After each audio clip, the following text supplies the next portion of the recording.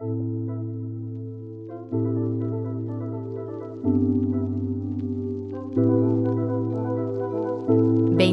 de enero del 2020. Un lunes normal en Colorado Springs. Gannon Stouch, un niño de 11 años, desaparece sin dejar rastro. Según su madrastra, Leticia, Gannon salió a jugar a casa de un amigo y nunca regresó. Lo que comenzó como una búsqueda desesperada de un niño perdido, pronto se convirtió en una de las investigaciones más perturbadoras y desgarradoras de la última década. Porque el monstruo que todos buscaban fuera, estaba en realidad durmiendo bajo el mismo techo. Bienvenidos a mi canal. La historia comienza en 2015, cuando Leticia Hunt, 31 años, se casó con Al Stouch, un miembro de la Guardia Nacional. La familia se estableció con 3 niños, Harley, hija biológica de Leticia, y los 2 hijos de Al de su matrimonio anterior con Landen Hayot, Lena y el pequeño Gannon. A pesar de tener una formación académica impresionante, incluyendo una licenciatura, una maestría y un doctorado en educación, la carrera de Leticia estuvo marcada por la inestabilidad y el conflicto. Su licencia docente en Carolina del Sur fue suspendida tras abandonar su puesto a los 7 días. Ella alegó acoso y una conspiración que involucraba a la exesposa de Al, pero las investigaciones oficiales determinaron que sus quejas no tenían fundamento. Durante años, saltó de escuela en varios estados, repitiendo un ciclo de contrataciones y renuncias abruptas. En 2019, la familia se mudó a Colorado Springs por el trabajo de Al. Sin embargo, el 24 de enero de 2020, ocurrió un evento clave. Una oferta de empleo en una escuela secundaria fue retirada debido a inconsistencias en sus antecedentes. Se cree que este rechazo profesional fue el catalizador que desencadenó su espiral violenta. El 26 de enero, mientras Al estaba fuera en un entrenamiento militar, Leticia llevó a los niños a caminar por el parque Garden of the Gods. Al regresar, ocurrió un incidente doméstico. Gannon supuestamente volcó una vela y quemó la alfombra. Leticia utilizó esto para victimizarse ante Al, enviándole mensajes sobre lo ocurrido. Grabó un vídeo, luego viralizado, donde se escucha a Gannon llorar angustiado mientras ella lo reprende fríamente, obligándolo a elegir qué juguetes vender para pagar el daño. El 27 de enero, la mañana de la desaparición. Esa mañana, Leticia comenzó a tejer su coartada final. Le avisó a Al que Gannon se quedaría en casa por enfermedad. Llamó a su trabajo inventando una tragedia personal. Dijo que su padrastro acababa de morir atropellado, un hecho que ocurrió en realidad, pero muchos años atrás. 12 horas después de esa llamada, a las 7 de la tarde, Leticia marcaría el 911 para denunciar que Gannon había desaparecido, dando inicio a una de las búsquedas más dramáticas de Colorado. Con una calma que más tarde resultaría sospechosa, informó a la oficina del sheriff del condado de El Paso que su hijastro, Gannon, no había vuelto a casa. Según su relato inicial, Gannon había salido entre las 3:15 y las 4 de la tarde para caminar hacia la casa de un amigo. Sin embargo, Leticia ni siquiera sabía el nombre del amigo ni la dirección exacta. En un primer momento, la policía, siguiendo el protocolo estándar ante la falta de signos de violencia inmediata, clasificó a Gannon como un menor fugado. Esta clasificación inicial indignó a la familia biológica y a la comunidad, pero la policía no tardó en darse cuenta de que algo andaba muy mal. 3 días después, el 30 de enero, el caso dio un giro drástico. La oficina del sheriff reclasificó la desaparición como la de una persona desaparecida en peligro. ¿Qué cambió? Las autoridades habían obtenido acceso a las cámaras de seguridad de los vecinos, específicamente la de un vecino llamado Roderick Drayton. El vídeo mostraba a Leticia subiendo a Gannon al coche esa mañana, pero al regresar, el niño no estaba por ningún lado.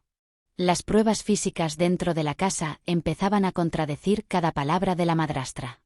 Lo que siguió fue una de las operaciones de búsqueda más masivas en la historia de Colorado.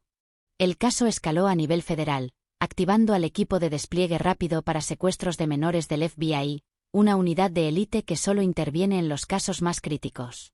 A ellos se sumaron el Centro Nacional para Niños Desaparecidos y Explotados, el Departamento de Policía de Colorado Springs, más de 200 voluntarios que desafiaron temperaturas bajo cero y tormentas de nieve. La búsqueda no dejó un solo centímetro sin revisar. Los investigadores utilizaron un arsenal tecnológico y táctico. Drones y helicópteros, para mapear zonas rurales de difícil acceso. Unidades caninas y caballería, para peinar los densos bosques de la zona. Las autoridades indicaron que habían dedicado miles de horas a las labores de búsqueda, incluyendo el uso de imágenes aéreas grabadas con drones y perros de búsqueda y rescate. Buzos tácticos, que perforaron el hielo en embalses y estanques cercanos, buscando cualquier indicio en las aguas congeladas. Se procesaron más de 1000 pistas del público, y se dedicaron miles de horas hombre a la investigación.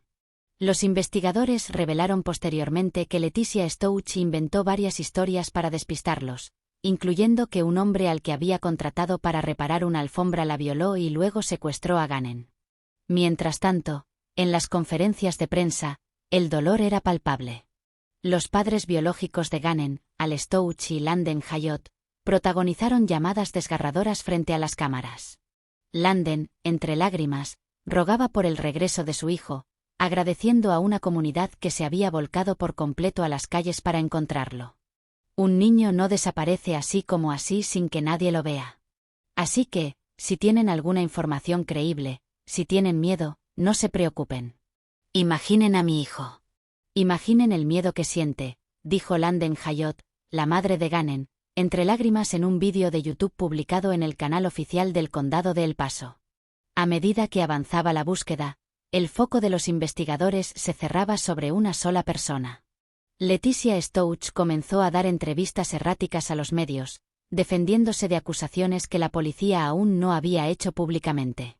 Cuidé de Gannon en nuestra casa durante los últimos 2 años.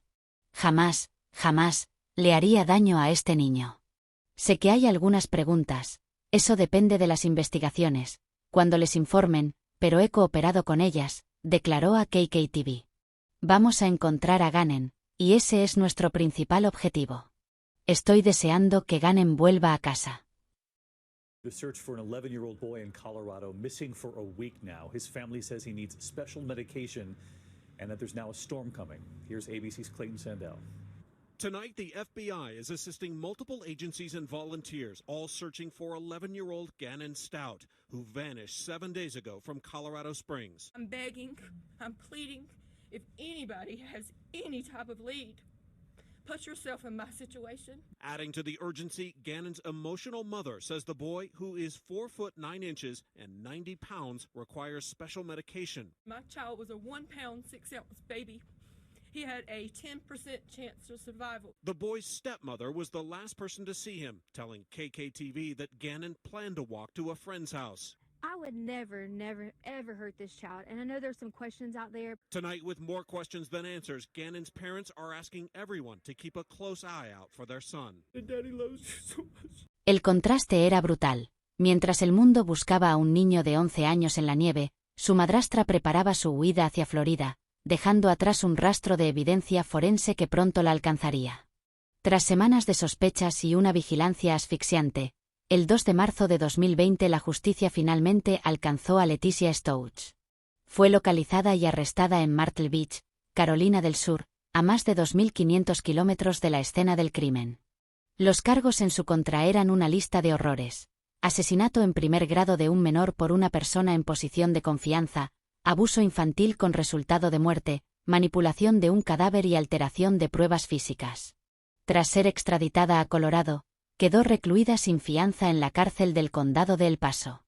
La declaración jurada de arresto, revelada en mayo de ese año, pintó un cuadro de brutalidad casi incomprensible. Según los investigadores, Leticia no solo mató a Gannon, sino que lo sometió a un ataque frenético en su propia habitación el mismo día de su desaparición. Gannon fue apuñalado 18 veces, recibió un golpe contundente en la cabeza y, finalmente, un disparo de gracia. Leticia pasó horas tratando de eliminar las manchas de sangre del colchón y las paredes. Incluso obligó a su hija adolescente, quien no sabía lo que había ocurrido, a comprar suministros de limpieza. Mintió diciendo que Gannon se quedó en casa por enfermedad.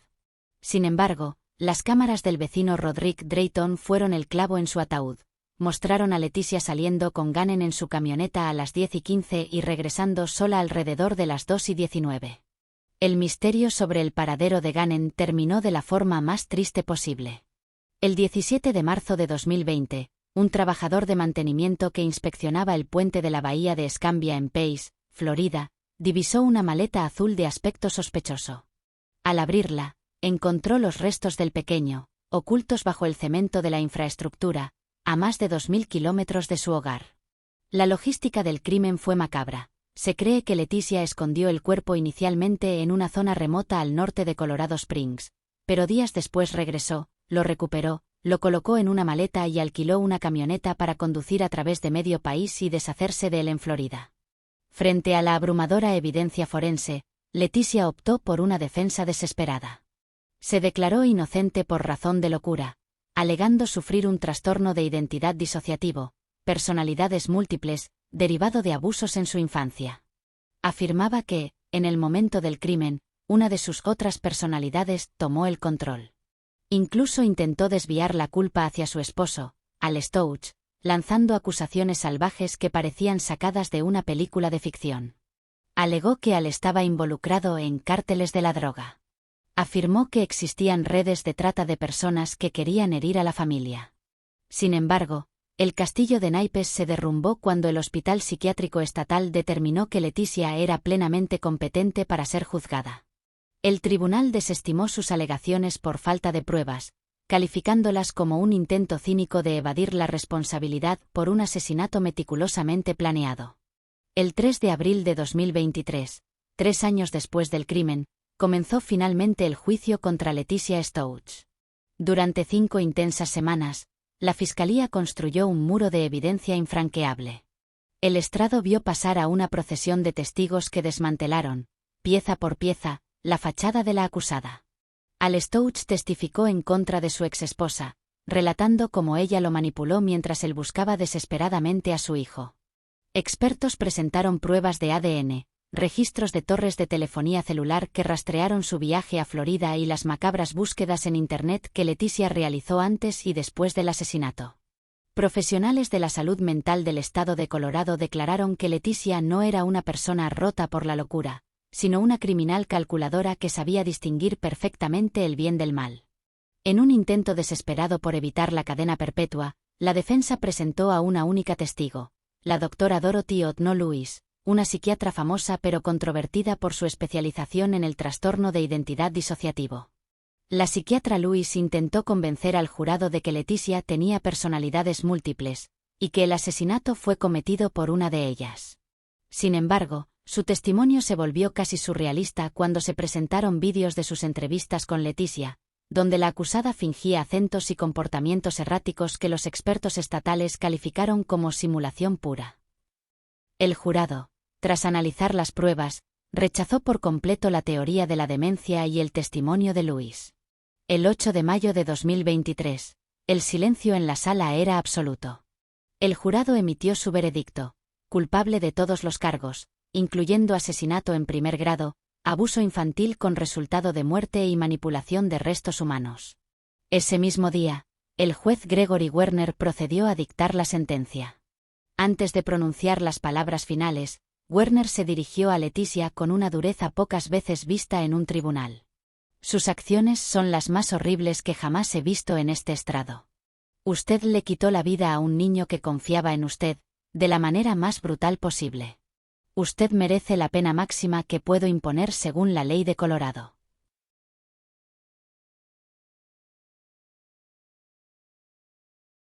Letitia Stouch showed absolutely no emotion when the judge in her murder trial read the jury's verdict. We, the jury, find the defendant Letitia Stouch guilty of count number 1, murder in the first degree after deliberation. On January 27, 2020, Stouch shot, stabbed, and killed her 11-year-old stepson Gannon in their home in Colorado Springs. She then put his body in a suitcase, drove to Florida, and tossed it over a bridge. Prosecutors said Stouch was trying to hurt her husband, whom she was planning to leave.